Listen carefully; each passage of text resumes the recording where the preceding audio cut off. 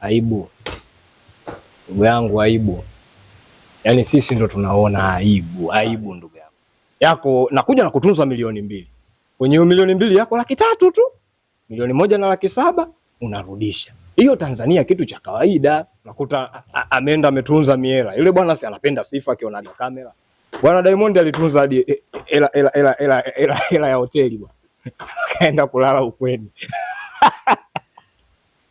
Nachosema mimi kosa ni la Watanzania. Kwani huo mchezo unafikiri nchi za wenzetu upo? Sasa ndio maana nikakwambiaje, uwezi ukamlaumu Jux kwa sababu Jux ni Mtanzania. Na hili swala ni la Kitanzania. Hili swala tulaumiane wote. Hizi hela tukitunza zinaweza kurudi wote. Kutafuta sifa kwenye mashughuli ya watu, alafu dakika za mwisho hela zako zinarudi, umepata misifa, yule bwana bosi ana mihela. Ndio hayo sasa. Mwenzenu ukakosa hata nauli ya kurudia. Umetunza. Haya, umeonekana bwana wewe bosi una mihela. Jioni unaenda kumgongea mtu, bwana mimi sina kwa kulala. Kwa bwana Diamond alilala na wadogo zake. Wewe Diamond anakunywa mara ngapi na anatembea? Yule hakuwa na sehemu ya kulala. Na nikakwambia kwamba yule bwana akinywa anashindwa kutembea. Yule bwana anakunywa, yule kwenye swala la kunywa, yule ni mnywaji mzuri, anakunywa na ana uwezo wa kutembea hapa hadi na kila. Sasa kulala nje na kwenda kulala guest house wapi amelinda dada? Alikuwa hana, katafuta sifa, mila za Kitanzania zimemponza yeye na wenzake. Diamond Platinum linatunza Simba kama Simba Dangote. Haujui? Mwisho wa siku unakosa pa kulala, wanakuuliza wewe sasa unajua? Kapata mihela anayo lakini hela kulipia sehemu ya kulala. Yule bwana katuvua nguo. Mimi ngoja nikwambie, wenyewe wanasemaga linaloanza alisemwi, linalomalizia la mwisho lile ndo tunalolishikilia. Yule bwana katunza, katuheshimisha. Sisi tunashikilia la mwisho, katuzalilisha. Ukienda sehemu za watu kutafuta sifa, wewe usijitangaze kama mimi Mtanzania kwa sababu mwisho wa siku unatuzalilisha, tunazalilika si wa Tanzania. Vile Viela vile kina David wanakuja hapa Bongo kama Viela kama vile alivyoshinda Mondi, wanatunza hata mara 4 ya zile. Au wamekudanganya hao. Yaani yule bwana ule ndo tabia yake. Akishaona katuzalilisha anaanza kutupanga. Yaani anatuchukulia kama sisi wa Nigeria. Yule bwana kashajitukanisha na taifa. Sasa anatafuta pa kujitetea. Pa kulala wewe utalala nje. Namsaidia huyu mkeo na mstiri tu kwa leo. Utalala ndani kwangu humu. Afu kesho asubuhi utamfunzaji unakosa hata akiba. Kina GSM wangeingia, kina Mo anapenda sifa vitu kama hivyo, ukimwalika anaenda.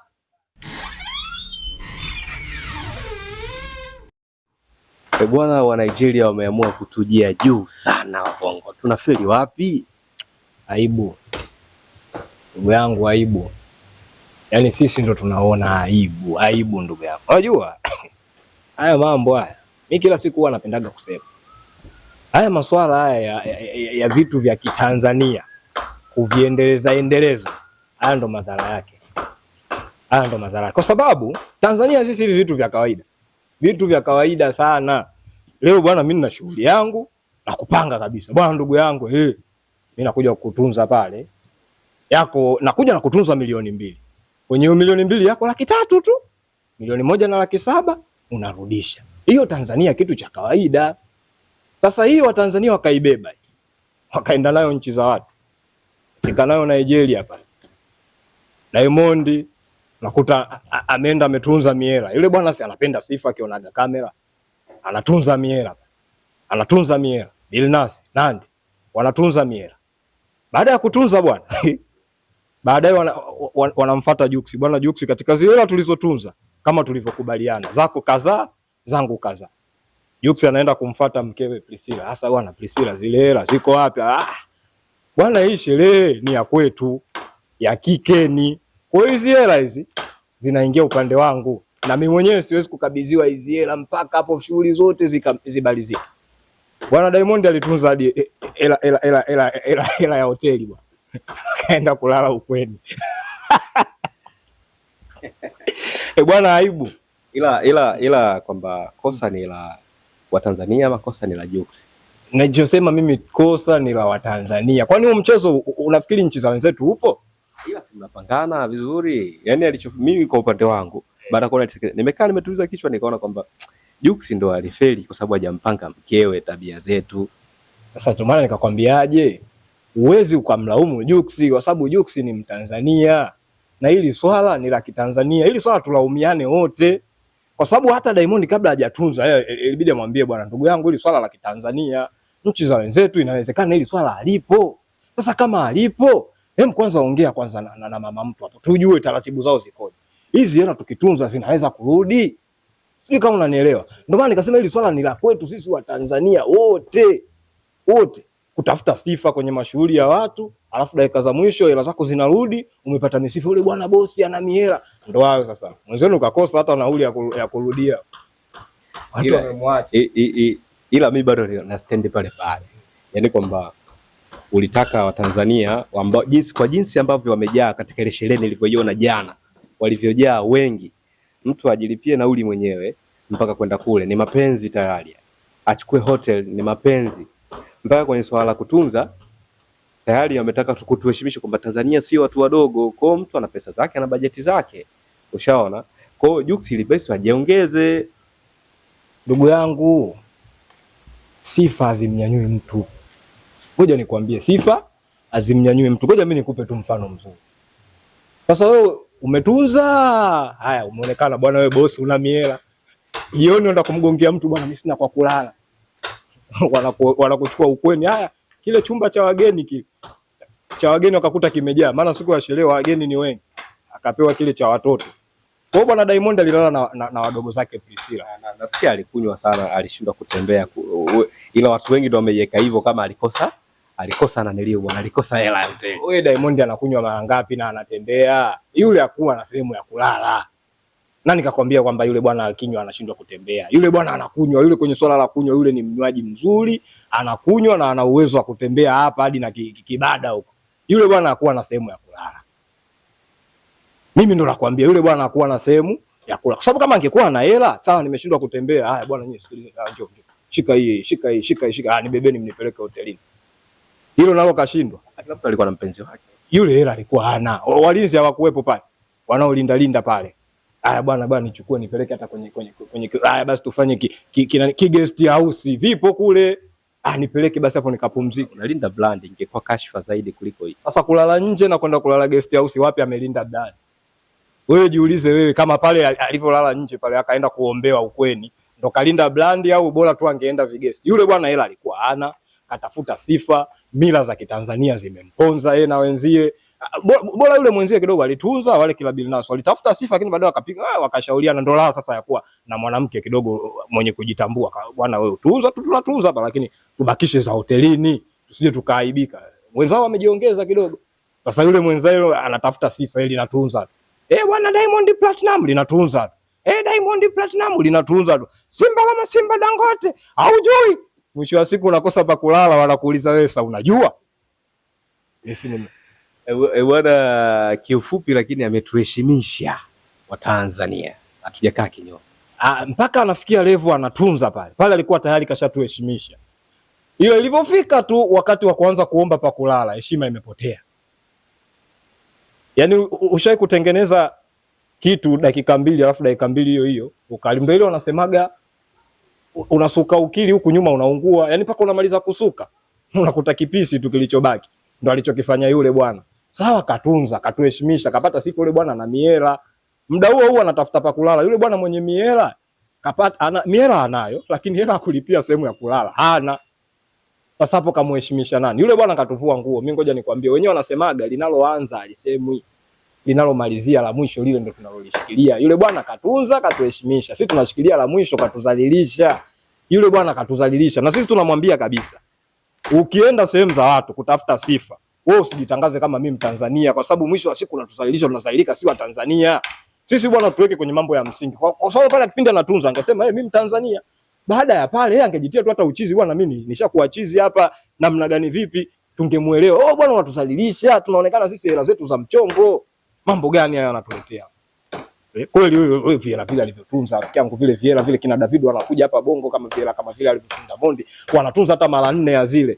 Mwanangu katunza vile tu rafiki yangu, dakika za mwisho ana pa kulala rafiki yangu, mambo gani? Kadi pia alizingua. Kadi ya nini? Ya benki. Sasa wewe unaendaje kwenye mambo kama yale? Alafu unashindwa kujipanga. Hivi vitu vya kujipanga kwa sababu unajua ule sio msiba. Ngoja nikwambie, ule sio msiba ule.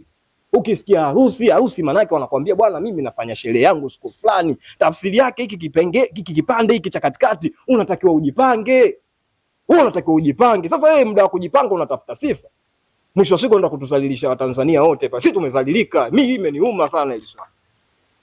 Ilibidi atoe pesa nyingi zaidi kwa sababu katika Watanzania ambao wamehudhuria pale yeye peke yake ndo alikuwa anaonekana kama ndo mkubwa kuliko hata bwana harusi mwenyewe. Kwa hiyo yeye ndo kama ameibeba kichwa cha habari cha harusi nzima. Sasa angetoa cheki tu pale, si inaonekana bwana huyu bwana katoa kitu fulani. Yaani unajua vitu hivi wa Nigeria hawanaga ahadi, hawanaga mambo sio ya cheki, si tutakupa kiwanja, no, watu wanapeleka kwa ushahidi pale pale wanakesha. Au wamekudanganya hao.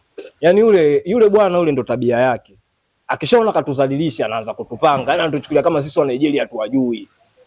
Ushaelewa? Sisi tunaangalia maharusi yao, watu kibao tu wanapewa pale macheki fresh tu yani. Mtu anaidiwa bwana wewe nakugea sijui nini nakugea nini fresh tu. Unanielewa sijui? Kwa hiyo haya maswala sio eti ya kusema sijui eti wa Nigeria hawapendi vitu fulani. Muongo yule bwana kashajitukanisha na taifa. Sasa anatafuta pa kujitetea. Anatokea wapi? Kwa sababu inawezekana mtu kama unajua sisi Tanzania si yule ndo tunamtegemea unajua. Umenielewa sijui? Yaani ile sisi ile ndo fungaji letu la mwisho yani. Unanielewa sijui yani. Yaani sisi bila yule timu yetu haifanyaji, haipati ushindi. Sasa yule tena siku ya mwisho siku ya mechi, yeye ndo wa kwanza ambao anachechemea. Sasa sisi taifa huko tunakuaje? Yule bwana katuzalilisha. Yeye kama anashindwa hayo mambo, akae pembeni, sisi tuwapambanie watoto wengine kwa sababu pale tulipomweka sisi ndo tumemweka Watanzania support yetu. Sasa kama anaona yeye kapashindwa pale ile sehemu, atuambie sisi tutawapambania kina Mario hapa tunawapa support ya kibabe, wanaenda huko. Nasikia chanzo cha kuamua kufanya sifa zote ni baada ya kumuona Mr. P yule wa P Square ambaye walishare chanzo cha yeye kuachana na Bidhari. Yule ndo alikuwa anachepuka Nazari. Kwa baada ya kumuona nasikia wakapeana salamu tu, wengine wakasema salamu ya kinafiki, lakini baada ya hapo akaamua sasa kumuonyesha mimi ni nani. Kipindi kile ulinichukulia demu wangu kwa sababu ulinizidi kipato. Sasa hivi mimi ndo Simba Lama Simba. Sasa kwa mfano, mimi nakupa tu mfano. Angekuwa ameenda na demu wake mwingine sasa. Ushaelewa Kamvimbia yule bwana kamvimbia. Afu baada ya kumvimbia ana pa kulala sasa. Yuko na demu wake, afu yule P bwana yule P anakuja sasa pale yule. Anamwambia sasa wewe una pa kulala wewe utalala nje. Namsaidia huyo mkeo na mstiri tu kwa leo, utalala ndani kwangu humu. Afu kesho asubuhi utamfuata. Hapo unakuwa umemvimbia nini hapo? Yule bwana kajizalilisha. Yaani swala la kukosa hadi pa kulala ni kujizalilisha. Wewe unatunzaje unakosa hata akiba? Haturuhusiwi sisi haya maswala. Mimi ndo maana nasemaga kila siku haya maswala aibu, haya maswala ya Kitanzania. Watanzania ndo wao wanatunza vitanda wenyewe wanalala chini ndani. Haya maswala ya Kitanzania tusiyachukue tukayabeba tukaenda nao kwenye nchi za watu, tunazalilika. Hilo swala haliwezekani. Wewe haya unaenda kumvimbia mtu mimi nakuvimbia nikuonyeshe mimi nina hela, dakika za mwisho pa kulala tu huna.